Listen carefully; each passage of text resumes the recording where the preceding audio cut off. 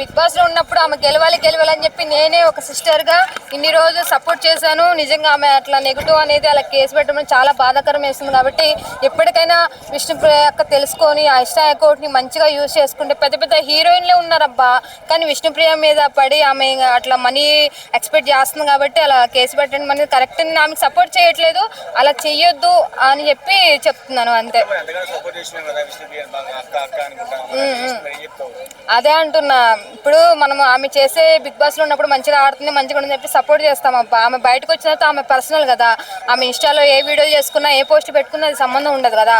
కాబట్టి బయట ఉన్న యూత్ ని చెడగొట్టడం, ఆ డబ్బులు ఎక్స్పెక్ట్ చేయడం అనేది చాలా తప్పు. దయచేసి ఇప్పుడున్న యూత్ ని ఆమె అంటే రెచ్చగొడుతున్న పోస్టులు పెట్టడము, నువ్వు మనీ కొడితే నీకు ఎలాంటి వీడియోలు కావాలంటే అలా, పోస్టులు కావాలంటే అలా పెట్టడం అనేది చాలా తప్పు. కాబట్టి ఎవరైతే కేసు పెట్టారో విజయవాడ పర్సన్స్ ఆమె ఇన్స్టా అకౌంట్ బ్లాక్ చేస్తే మంచిది. ఒక సాఫ్ట్వేర్ పర్సన్ కూడా సంపాదించలేడు ఆమె నెలకు మ్యాక్సిమం ఆడ అంత ఆ వర్షం సంపాదిస్తుందంటే ఆమె మేకప్ స్కిట్లకి ఆమె ఉన్న పర్సనాలిటీ ఆమె అంతా చేస్తుంది. జనాల్ని ఫస్ట్ రెచ్చగొడుతుందంటే బాయ్స్ ఏమంటారంటే బాయ్స్ అనకూడదు, ఎందుకంటే వాళ్ళు ఏమంటారంటే ఆమె చూపిస్తుంది మేము చూస్తున్నాము అని చెప్పి వాళ్ళు అంటారు, కానీ వాళ్ళని తప్పని లేదు.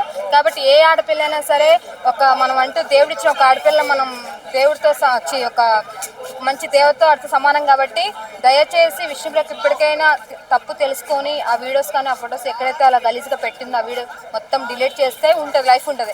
అలా అని చెప్పి అంత కరువు కాటకలు సచ్చారు ఏం చేస్తారు జనాలు మాత్రం. ఆమె చూపిస్తుంది వెళ్తున్నారు 350 450 పోతే పోయింది రాబాయ్, మా నేత్రాన్న కళ్ళకు ఆనందం కలిగింది రాబాయ్ అని చెప్పి చేస్తున్నారు.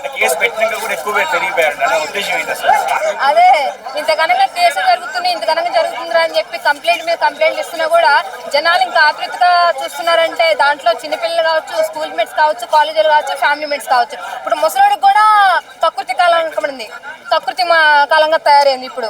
కాబట్టి దయచేసి అందరూ ఒకటి చెప్తున్నాను, ఇండస్ట్రీలో అవకాశాలు లేకపోతే బయట అడుక్కునేనా లేకపోతే ఏదైనా చిన్న సొంత వ్యాపారం పెట్టుకుని బతకొచ్చు. మన ఒళ్ళు నమ్ముకొని బతికితే మన జీవితమే ఉండదు.